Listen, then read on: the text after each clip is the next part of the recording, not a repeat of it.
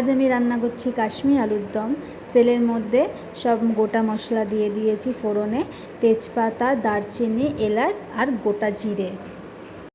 একটা বাটির মধ্যে আদা, ধনে গুঁড়ো, জিরে গুঁড়ো নিয়ে একটু জল মিশিয়ে নিতে হবে। তেলটা হয়ে গেছে, তেলটা হয়ে যাওয়ার পর জিরে, ধনে আর আদার যেই মিশ্রণটা ছিল সেটা দিয়ে দিয়েছি।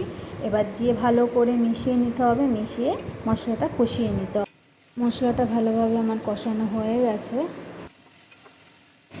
এবার কাশ্মীরি লঙ্কার গুঁড়োটা দিয়ে ভালো করে একটুখানি মিশিয়ে নিলাম। লঙ্কার গুঁড়োটা মেশানোর পরে এবার টমেটো বাটাটা দিয়ে ভালো করে মশলাটা কষিয়ে নিচ্ছি। এবারে টক দইটা দিয়ে দিচ্ছি, টক দইটা দিয়ে ভালো করে মিশিয়ে নেব। কাজু বাদাম, চারমগজ, পোস্ত আর লঙ্কা বাটাটা দিয়ে দিলাম। এবার একটু এর মধ্যে নুন দিয়ে নিলাম। তারপরে ভাজা আলুগুলো দিয়ে দেব।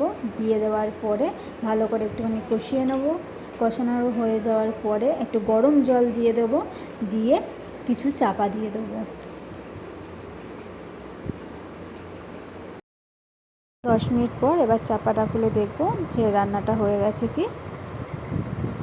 রান্নাটা আমার কমপ্লিট।